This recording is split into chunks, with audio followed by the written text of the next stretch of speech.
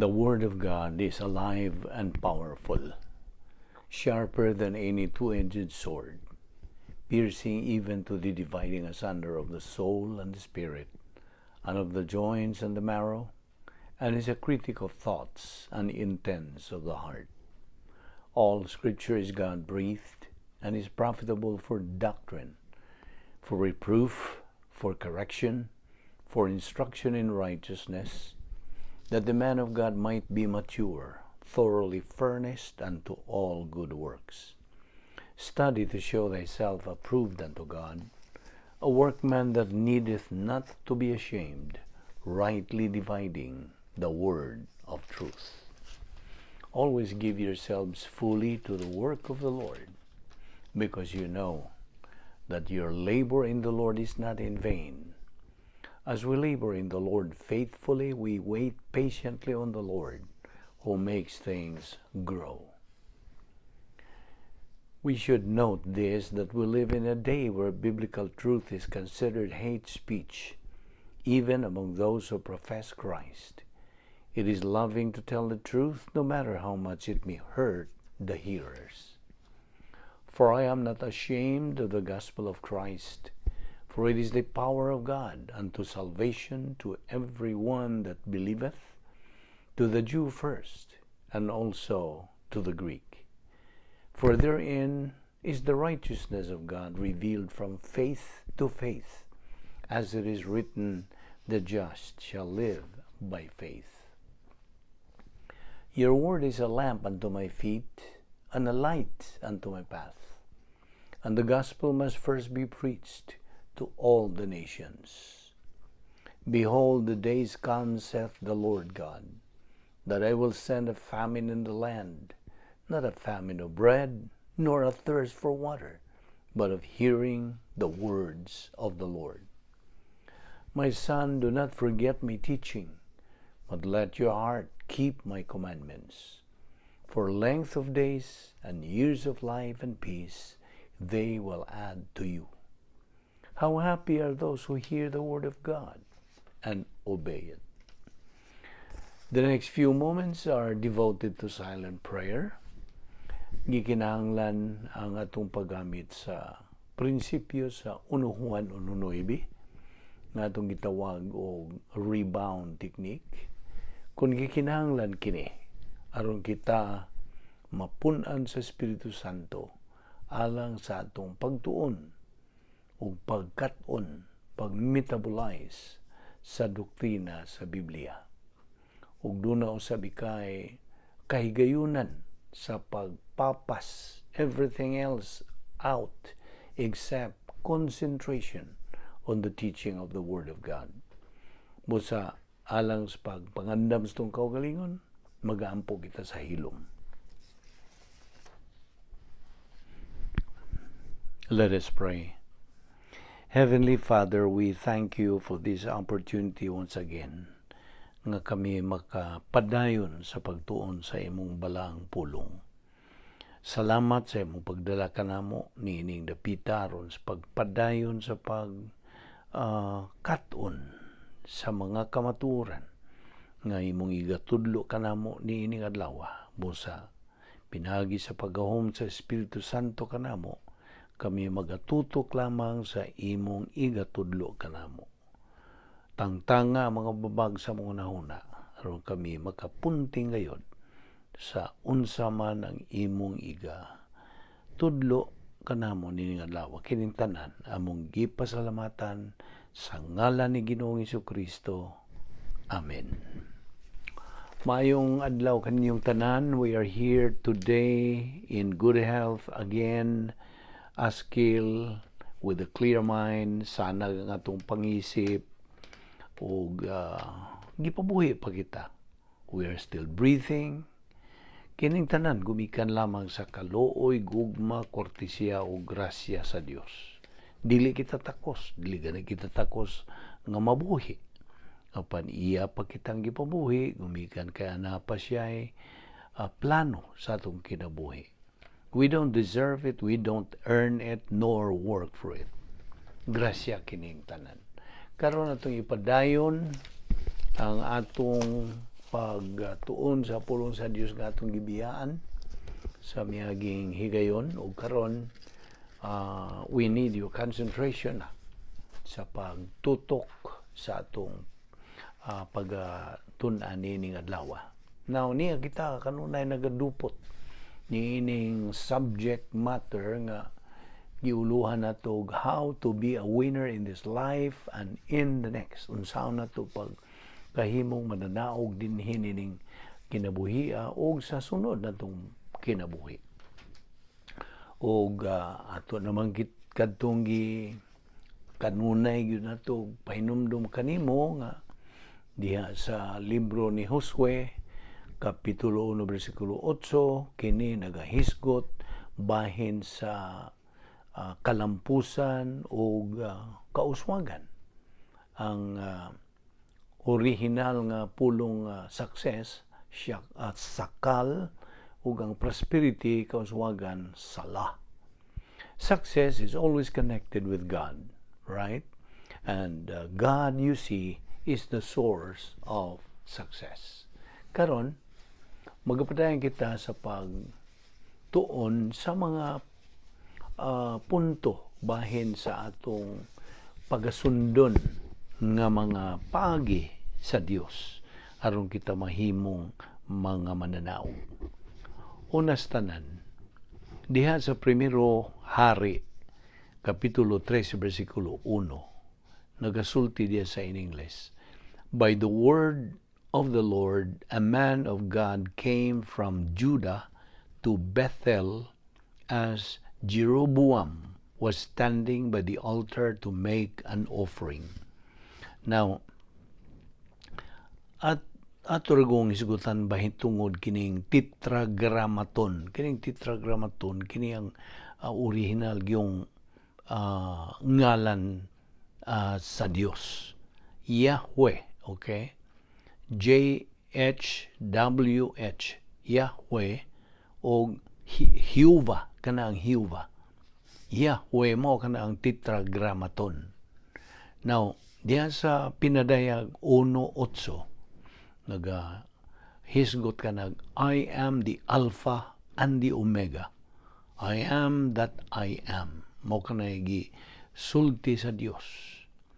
Ang kung bahin na gani sa ngalan sa Dios, kini nagaila sa iyang nature, sa iyang kinaiya.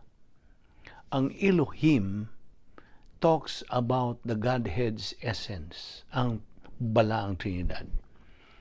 Tulo ka miyembro sa balaang Trinidad, Diyos nga Amahan, Diyos nga Anak, ug Diyos Espiritu Santo.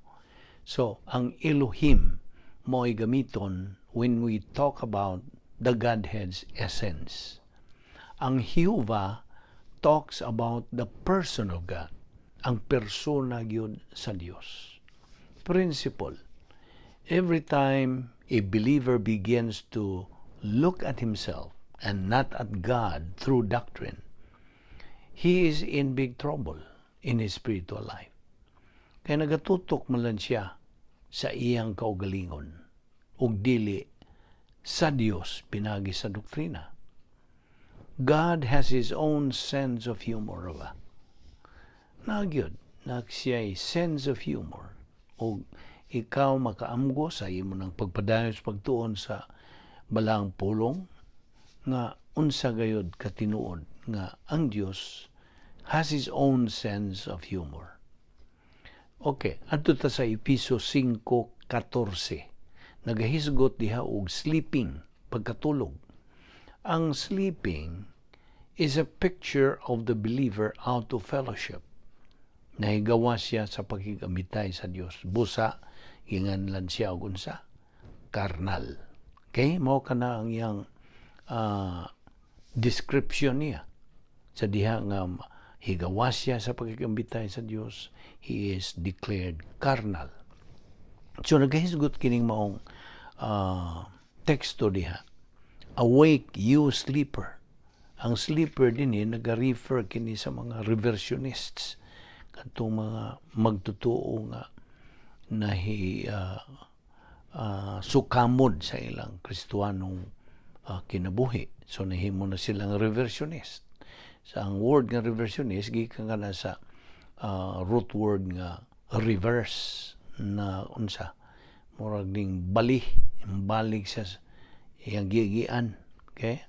So kining awake diha pagpukaw na kini namutang sa aorist active imperative sa gamit niini.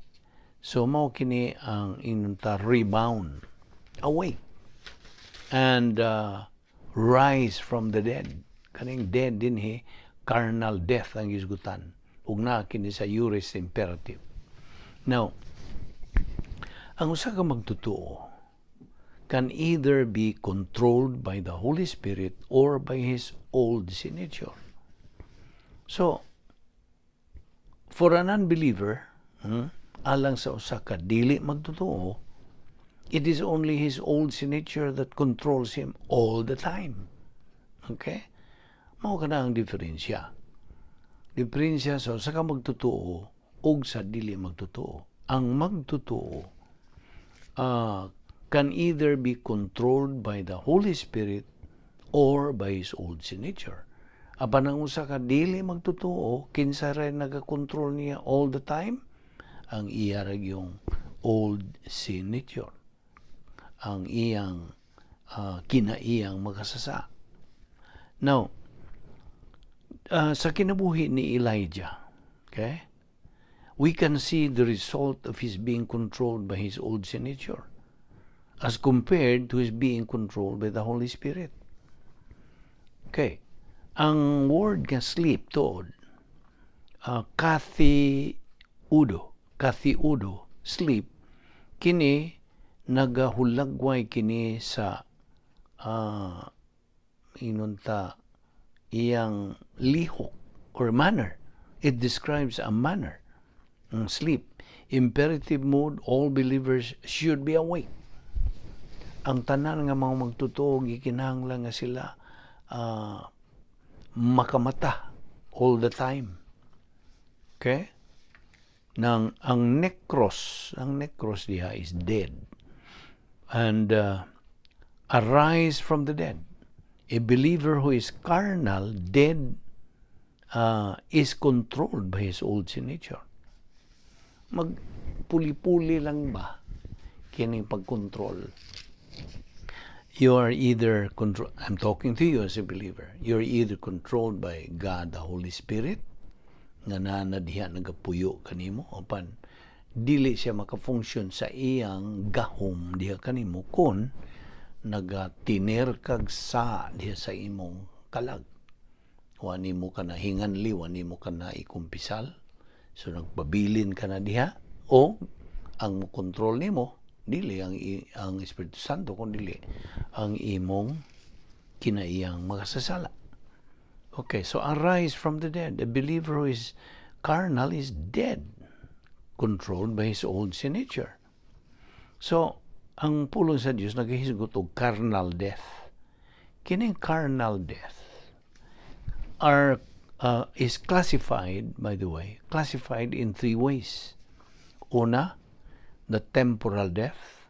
Ang bot pasabot sa temporal death, out of fellowship. Nahigawa siya sa pakikambitay sa Dios. Ikaduha, cosmic death. Involved either in CD1 or CD2 or both. Cosmic death. Ang ikatulo, may kanang ginganlan og fragmented death. Now, ang pasabot niini either involved in moral or immoral degeneracy. So nahug kini siya sa tulo ka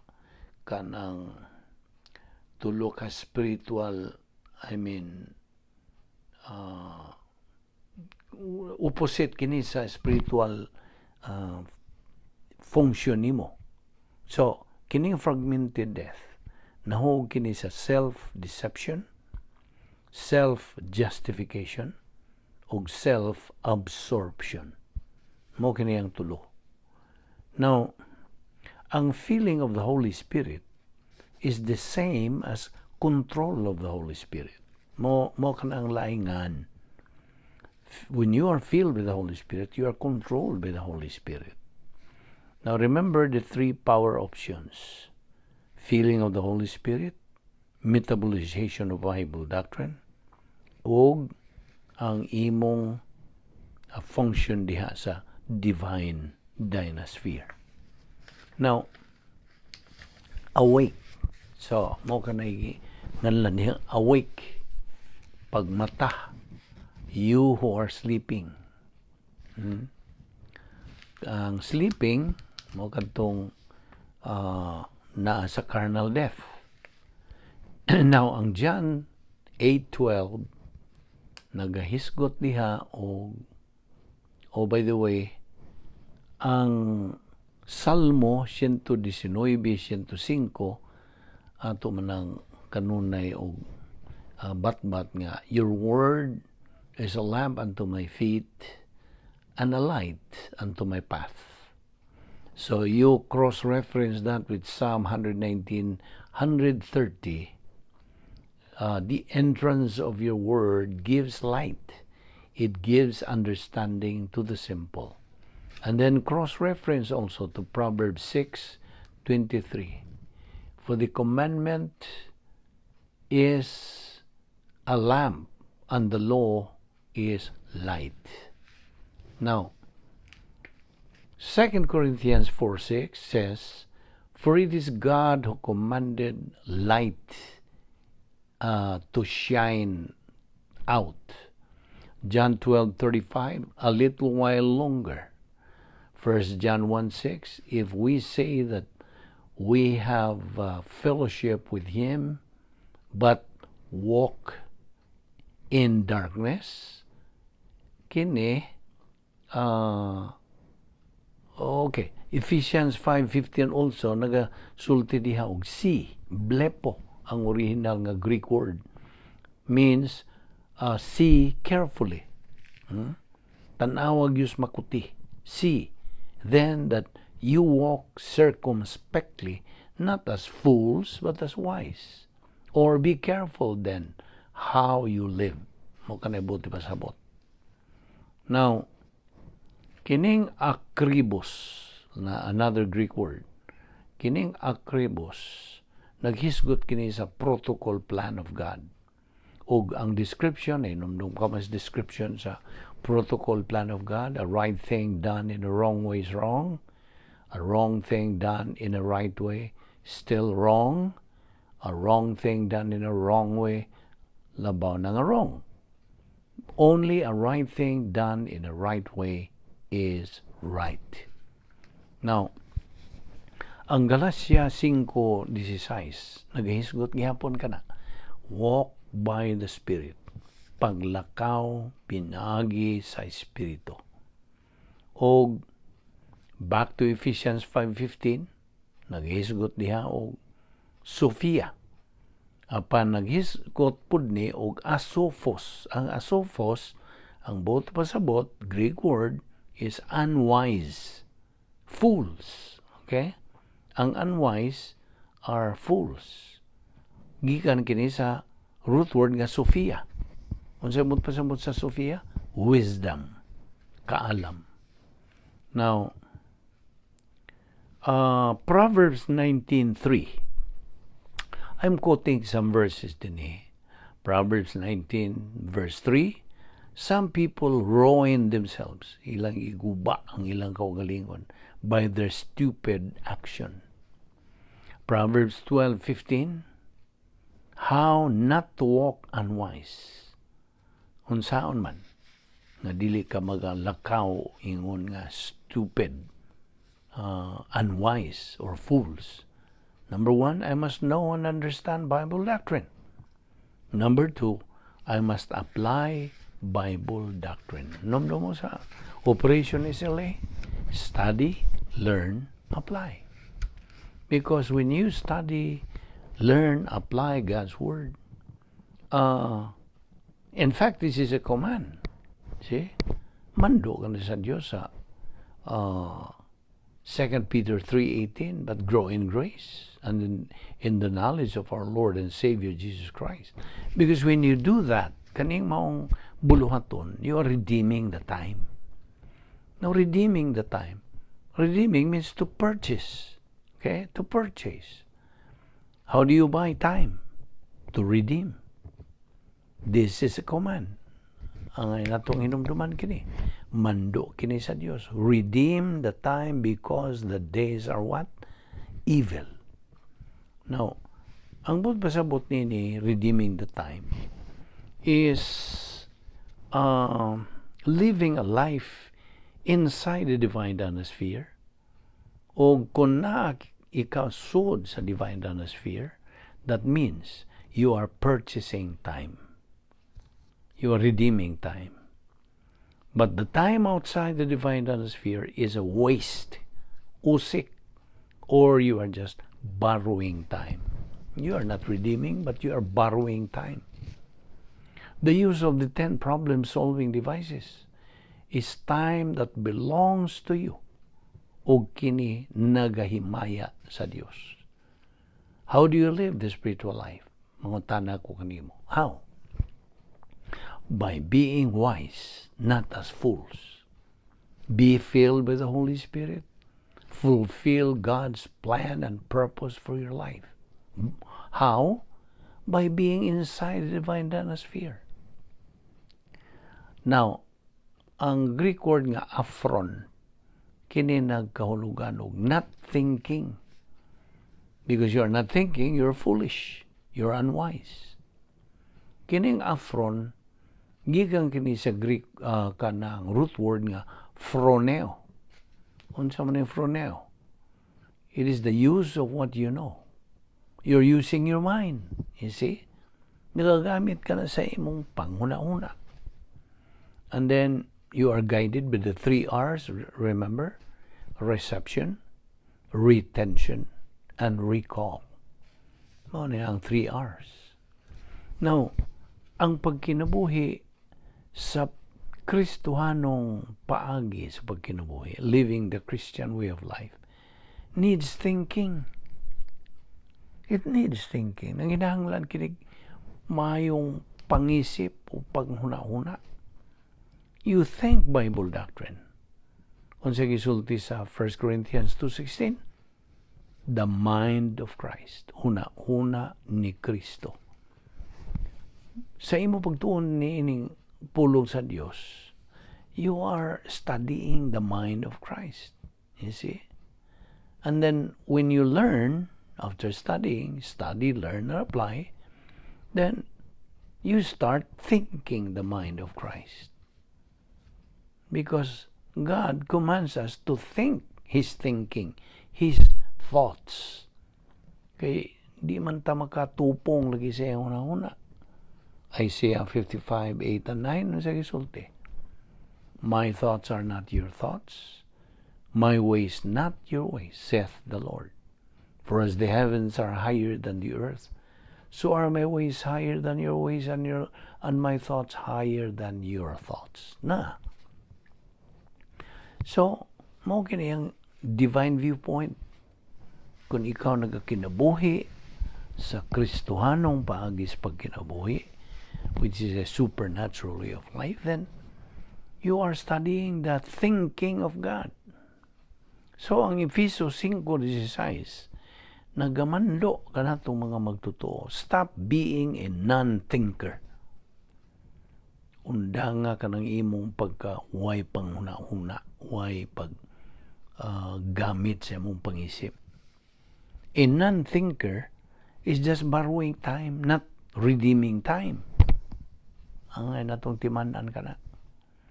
Emotion should not prevail or should not be used because that indicates that you are not thinking. You see?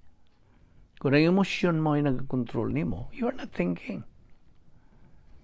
Kaya waman, di man makauna-una ang atong emosyon, ang atong pagbati, way huna-huna. Now, there are 3 stages of being aphron. Ano ito ay aphron? Not thinking, foolish or unwise.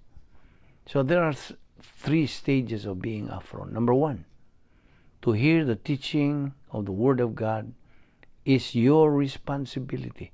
But if you reject it, kung imo ka nang isalikway, you are grieving the Holy Spirit. Imong unsa sakit ang Espiritu Santo. O ikaduha, antagonism to the teaching of Bible doctrine is quenching the Holy Spirit. Imong palong. Okay, imong gipalong ang Espiritu Santo. Dili makalihok sa iyang gahom diha kanimo.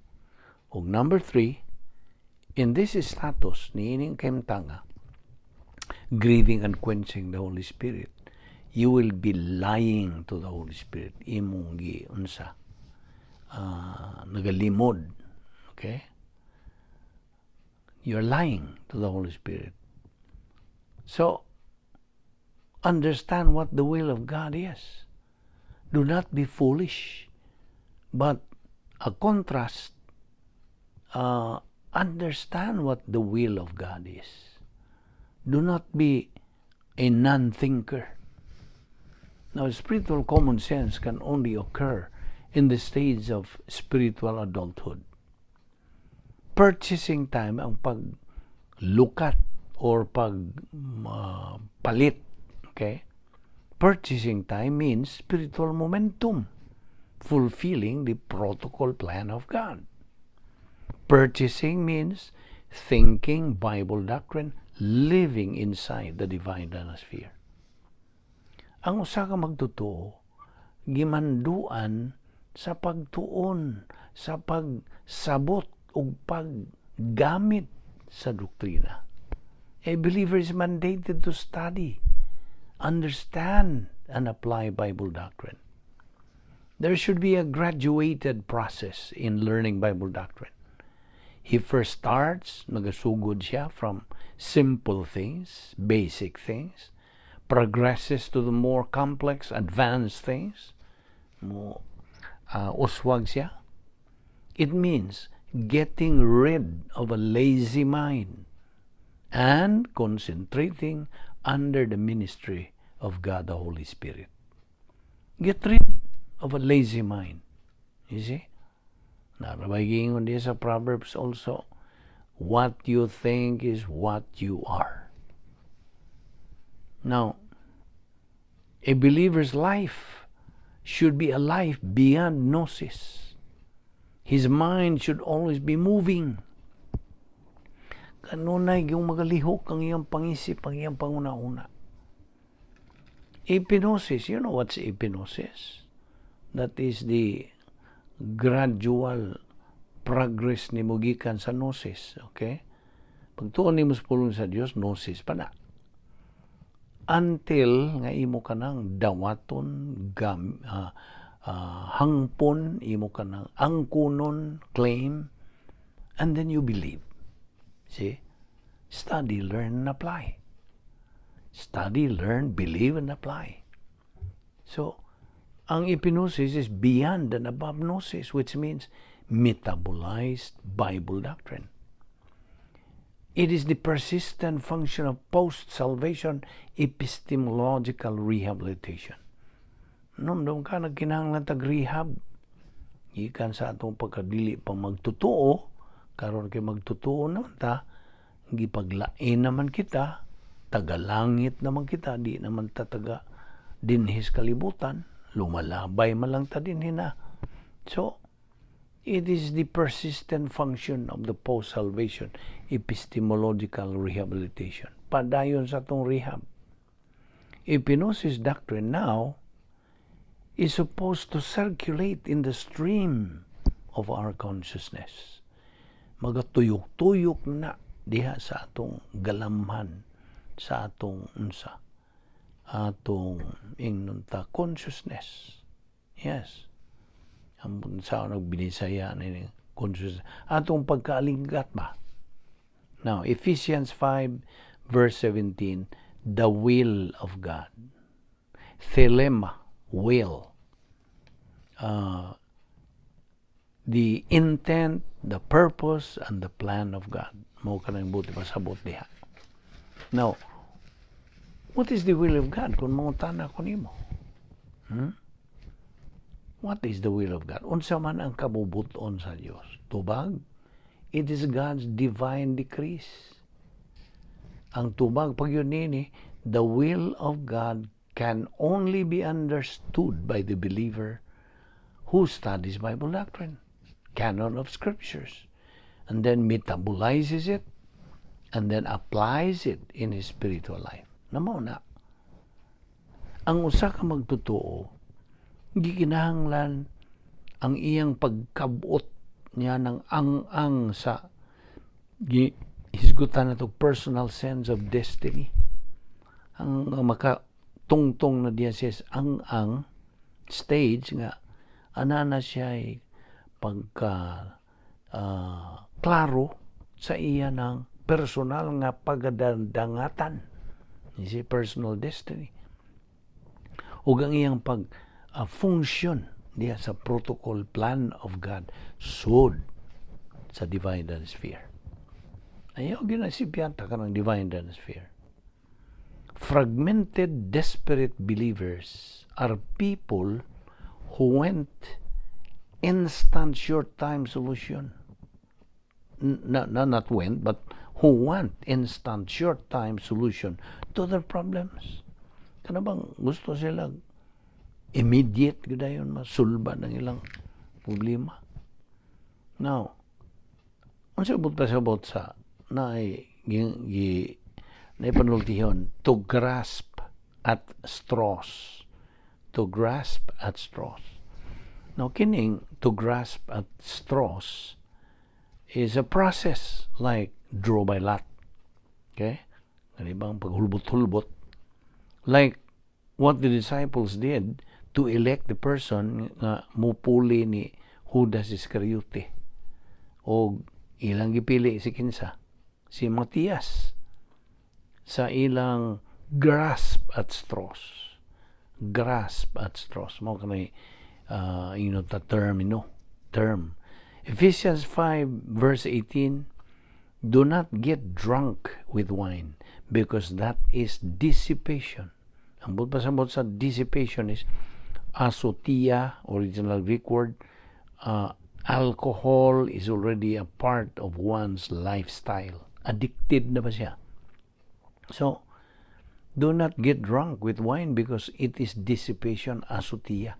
But be filled with the Holy Spirit. That is the contrast. Ang filled there is plero. Plero. Now, kining giingon diya sa Efesios 5:18, this is prohibition.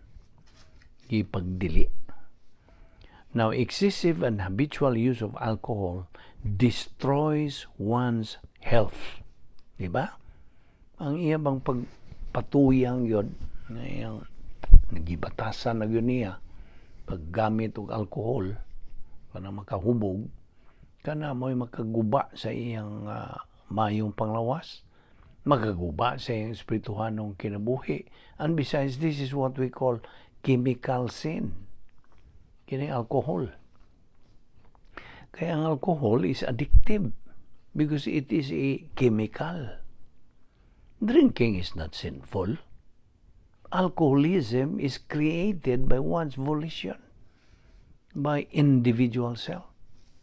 Again, it's a matter of one's volition. Unsa man ang contrast ni, unsa man ang atbang. Be filled with the Holy Spirit. That is the feeling of the Holy Spirit. Meaning, to fill up a deficiency of ignorance of the mystery doctrine. To fill up, kinahanglan punan, plero. Without this, a believer lives uncoordinated life. Why pagkaunsa? Tukma, husto, nga panginabuhi. Ay kadua ni to fully possess by a power. Unsa man ning maong power? Gahom sa Espiritu Santo through the enabling ministry of God the Holy Spirit. Ang ikatulo, to fill up with a certain quality. Now, kining quality diha is the divine power. to fill up with a certain quality or divine power. O ang ikaw pa, to fully influence, pagdani, for the purpose of producing divine good. Now, ang present tense of pliroo is ginganlan ni og iterative, a repeated action, iterative. Imperative mode of command, be filled with the Holy Spirit. Mo kana imperative mode of command. So there is power option number 1, which is feeling of the Holy Spirit. Now, the feeling of the Holy Spirit is an absolute for all believers in Jesus Christ. Absolute kini. Without it, a believer is going nowhere in his spiritual life. Wa siya sangkuan, wa siya abutan. Siya ang espirituhanong panginabuhi. Now, mo adto tag ingnon ta question and answer Q&A. Ang unang pong tanong, when does a believer lose the feeling of the Holy Spirit? Tubag? By sinning. Number 2, when does a believer recover the feeling of the Holy Spirit? Tubag? By the execution of a rebound. A principle of 1 John 1:9. And sa isulti, if we confess our sins, God is faithful and just to forgive us our sins and to cleanse us from all unrighteousness. Number 3, nga question, what is the purpose of the feeling of the Holy Spirit? Tubag, for spirituality purposes. Unsa man ang spirituality purposes? Spiritual momentum, glorification of God. And number 4 question, no one can understand Bible doctrine without the feeling of the Holy Spirit. Gusto? Na ako na nang statement, dili na question. Now, in spirituality, by the way, there are no degrees in spirituality. We can either be filled with the Holy Spirit or the old sin nature is controlling us. Results of the feeling of the Holy Spirit. Ano sa mga resulta? Well, magpadayon ka sa imong residence, imong spiritual momentum and function inside the divine atmosphere. Na ka na sa Efeso 4, 3-4, Philippians 2:2. Now, ikadwa resulta sa feeling of the Holy Spirit, cognition of doctrine. Imong pagsabot, cognition. John 14:26, John 16:12-14. Ikatulo, imitation of the humanity of Christ as the function of the dispensation or hypostatic union. We don't imitate His personality. Ang ato mao ang pag-imitate sa iyang pagkinabuhi. Ingon nga, unsa? Diyos og tao, samtang dinhi pa siya sa kalibutan. Sa function niya sa dispensation of hypostatic union. Kining hypostatic union, this is 2 natures of the Lord Jesus Christ, the nature of God and the nature of man. He is 100% man, 100% God. Mao ka nang pasabot sa hypostatic union.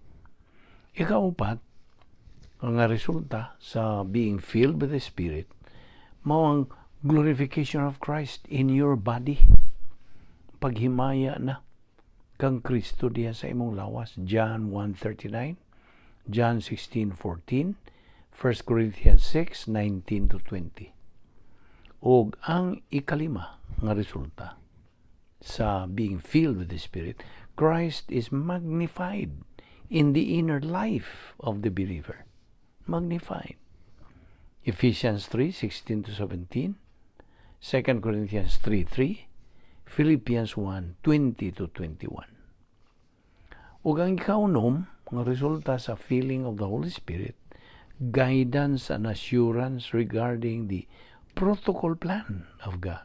Romans 8:14-16. Ikapito nga resulta sa feeling of the Holy Spirit, the true function of worship. Unsa man gyud ang true function of worship? This exaltation of the person and character of God. Imong pag isa, see? To praise, to glorify. That is the true function of worship. Ug ang ikawalo, production of divine good, resulting to unsa? Effective witnessing and effective prayer. Now, when you become carnal, sa diha nga, karon sa ka mahimong carnal? Sa imong pagbuhat og sala, ikaw declared to be carnal. Ang Espiritu Santo niya ng tungura does not forsake you. Dili magkabiyaan. He indwells you forever naman. Gipuy-an ka ng imong lawas. Only God, the Holy Spirit's power cannot function. Dili makalihok ang iyang gahom diha sa kinabuhi sa magtotoo. He cannot control you as a believer. Dili siya makakontrol. The purpose of the filling of the Holy Spirit is to provide a temple in the believer's body nga mao ang Shekinah glory. Kinsa ang Shekinah glory? The Lord Jesus Christ. Now, timan-i nga ang indwelling of the Holy Spirit is permanent. Okay? Ang infilling of the Holy Spirit is a matter of choice. Temporary ra gud na. Okay? Now, ang Galatia 5:16, nagamando, kanato mawag totoo, walk by the Spirit and you will not gratify the desires of the old nature. Na. Galatians 5:24, those who belong to Christ have crucified the old nature with its passions and desires. Kung kita magahisgot bahin sa feeling or fill in, there must be a space or a container nga mao ang kalag sa magtotoo. You use the three spiritual skills when you are filled with the Holy Spirit. Spiritual self-esteem, spiritual self-autonomy, o spiritual maturity. Mao kanang tulo ka spiritual skills. Now, we cannot absolutely do anything in the plan of God if kung dili kita mapunan sa Espiritu Santo. Now, one of the synonyms of filling of the Holy Spirit is anointing. Romans 7:15, Paul, si Apostol Pablo is saying it, siya nagaingon ini, what I am doing I cannot understand, because what I will to do, I cannot do. But what I don't want to do, that I do. Ang pasabot niya na ni Pablo, mao nga, di ko kasabot sa akong kaugalingon tungod kay kadto untang akong angayng buhaton, dili na ko mabuhat. Apan kadtong dili angay na kong buhaton, mo'y ako mabuhat. Unsa may pasabot niya na, mao na ang old nature. You see? Busa kita, mga magtugi, kinahanglan nga manag-iya kita. Yan ang first power option, which is filling of the Holy Spirit. Okay, timan na to. Ang ato rabag yung kasing-kasing, sumadiya sa Jeremias 17:9, the heart is deceitful above all things and desperately wicked. Now, ato kini padayon sa sunod, higayon, din nilang una kita mo hunong o ayog si piyata ang pagpadayon sa sumpay nini kay daghan pa kayo kitang paghisgutan. Okay? Din nilang una kita kutob o magampo ta. Amahan na mo nga Diyos, nagapasalamat kami kanimo sa imong itudlo kanamo nining adlaw. Inaot nga ang Espiritu Santo magahom kanamo kanunay o Diyos. Pinagi sa among pagpuyo diya sa sud sa divine atmosphere nga mao lamang ang dapit nga nang imong gahom. Lig-una kami sa among pagbarog o Diyos diya sa among kamatuoran aron kami makasibog nga sunahan, uswag sa among espirituhanong pagkinabuhi aron sa pagkabot niya ng among tumong spiritual maturity, which is the glorification diha kanimo Dios. Bani kami sa among pagbugbuwak, dada kami ninapita pag-usab ugma sa among pagpadayon sa pagtuon sa among pulong, kining tanan among ipasalamatan sa ngalan ni Ginoong Hesukristo, among bugtong manluwas. Amen.